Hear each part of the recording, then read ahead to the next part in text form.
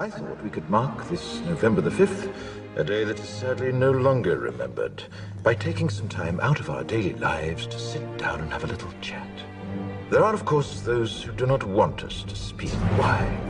Because while the truncheon may be used in lieu of conversation, words will always retain their power. Words offer the means to meaning, and for those who will listen, the enunciation of truth. Do you believe in fate, Neil? No. Why not? Because I don't like the idea that I'm not in control of my life. I know exactly what you mean. Cruelty and injustice, intolerance and oppression. And where once you had the freedom to object, to think and speak as you saw fit, you now have censors and systems of surveillance coercing your conformity and soliciting your submission. We need cameras. How did this happen? Who's to blame? Well, certainly there are those who are more responsible than others, and they will be held accountable. But again, truth be told, if you're looking for the guilty, you need only look into a mirror.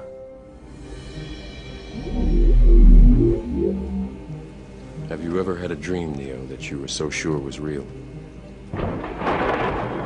What if you were unable to wake from that dream? How would you know the difference between the dream world and the real world? I know you were afraid. Who wouldn't be? War, terror, disease. There were a myriad of problems which conspired to corrupt your reason and rob you of your common sense. Fear got the best of you, and in your panic you turned to the now High Chancellor Adam Sutler. He promised you order, he promised you peace, and all he demanded in return was your silent, obedient consent. Do you know what I'm talking about? The Matrix. Do you want to know what it is? This is the construct. It is the world that has been pulled over your eyes to blind you from the truth. It's our loading program. We can load anything from clothing to equipment, weapons, training simulations, anything we need. This is the world that you know. This is your last chance. After this, there is no turning back. You take the blue pill, the story ends. You wake up in your bed and believe whatever you want to believe.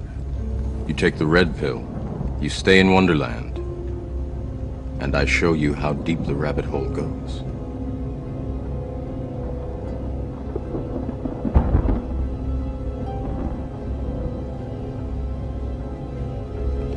Remember, all I'm offering is the truth, nothing more. But the truth is, there is something terribly wrong with this country, isn't there? What is the Matrix? Control. What we need right now is a clear message to the people of this country. This message must be read in every newspaper, heard on every radio, seen on every television. The Matrix is a computer-generated dream world, built to keep us under control. I want this country to realize that we stand on the edge of oblivion. I want every man, woman, and child to understand how close we are to chaos. I want everyone to remember why they need us. The Matrix is a system, Neo. That system is our enemy. But when you're inside, you look around, what do you see? Businessmen, teachers, lawyers, carpenters, the very minds of the people we are trying to save. But until we do, these people are still a part of that system, and that makes them our enemy. You have to understand, most of these people are not ready to be unplugged. And many of them are so inert, so hopelessly dependent on the system, that they will fight to protect it. Remember the 5th of November, the gunpowder, treason, and plot. I know of no reason why the gunpowder treason should ever be forgot. Are you like a crazy person? I'm quite sure they will say so. But to whom might I ask am I speaking? I'm Evie. Evie? Evie. Of course you are. What does that mean? It means that I, like God, do not play with dice and do not believe in coincidence. There is one case that continues to give me hope. He exhibits none of the immune system pathologies that the other subjects developed. I've discovered several cellular anomalies in his blood that I've been unable to categorize. How you fellas? It's him. The anomaly. Do we proceed? Yes. He is still Only human. The mutations seem to have triggered the abnormal development of basic kinesthesia and reflexes. The subject said he could no longer remember who he was or where he was from. Whoever he was, he is now the key to our dream, and the hope that all of this will not have been in vain. November the 5th. It started last night, around midnight. The first explosions tore open the entire medical section. All my work, gone. I was trying to understand how it could have happened, and I saw him, the man from room 5. He looked at me, not with eyes. There were no eyes. But I know he was looking at me because I felt it.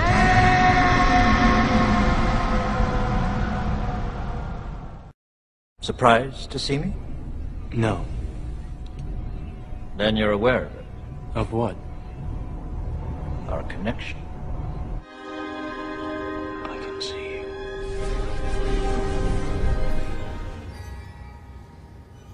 Did you know that the first Matrix was designed to be a perfect human world where none suffered, where everyone would be happy? And it was a disaster. No one would accept the program. Entire crops were lost. I believe that as a species, human beings define their reality through misery and suffering, which is why the Matrix was redesigned to this, the peak of your civilization. And I say your civilization because as soon as we started thinking for you, it really became our civilization, which is, of course, what this is all about. Everything that has a beginning has an end. I see the end coming. I see the darkness spreading. I see death. And you are all that stands in his way. Very soon, he's going to have the power to destroy this world, but I believe he won't stop there. He can't. He won't stop until there's nothing left at all. What is he? He's you. Your opposite, your negative. The result of the equation trying to balance itself out. My favorite film, The Count of Monte Cristo, with Robert Donat as Edmond Dantes. Not my sword, Mondego, but your past that disarmed you.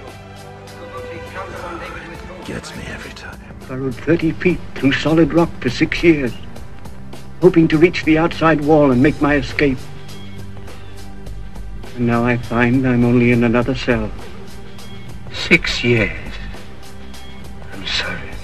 I am the Abbé Faria. I was Edmond Dantes. Can you see? Perfectly. Owl's eye. Nature's compensation for those obliged to live always in the dark. Here. Now we can stand.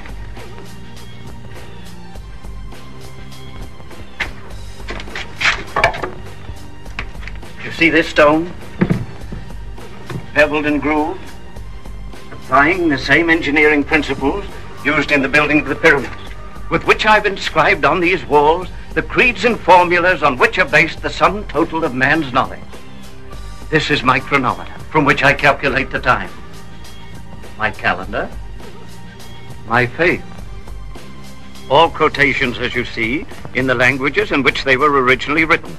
Greek, Hebrew, Latin. I don't expect you to understand much of it now, but with patience and willingness, you can master it. And they call you mad. They call me mad because I speak the truth. Together, we will dig our way to freedom, and one half the treasure shall be yours. I'll dig my fingers to the bone. I'll tear these rocks apart.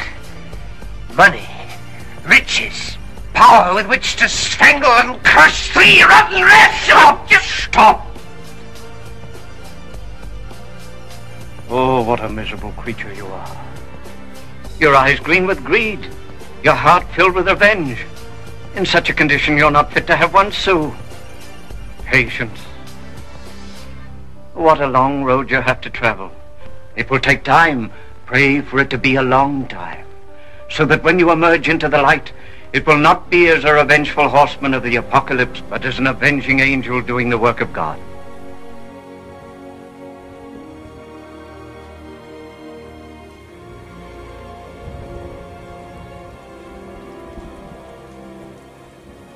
Got us in the rain. You must be able to see it, Mr. Anderson. You must know it by now. You can't win. It's pointless to keep fighting. This is my world! My world!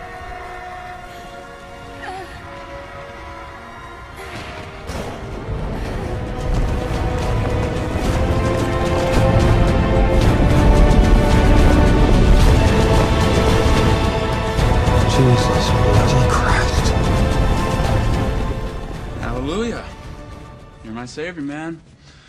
My own personal Jesus Christ. People should not be afraid of their governments. Governments should be afraid of their people. And you're going to make that happen by blowing up a building? The building is a symbol, as is the act of destroying it. Symbols are given power by people. Alone, a symbol is meaningless, but with enough people, blowing up a building can change the world. I wish I believed that was possible. But every time I've seen this world change, it's always been for the worse.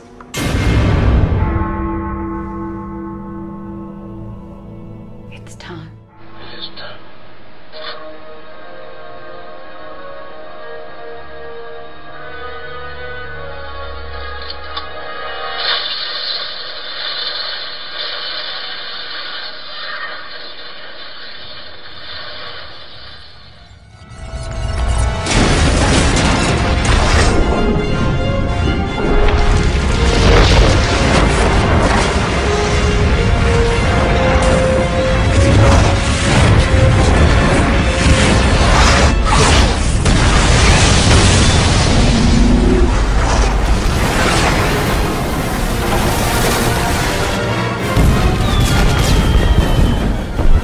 Was he?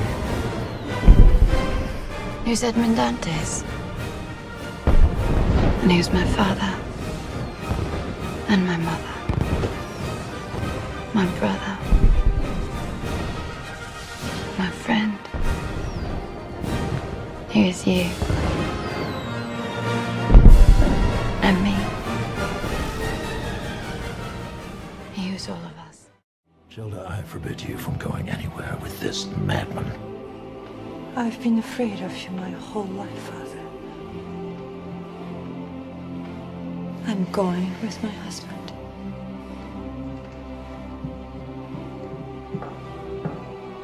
Adam.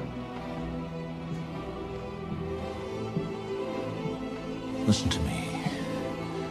For the sake of my grandson, if not your own, there is a natural order to this world, and those who try to upend it do not fare well. This movement will never survive. If you join them, you and your entire family will be shunned. At best, you'll exist as pariah, to be spat on and beaten. At worst, lynched or crucified.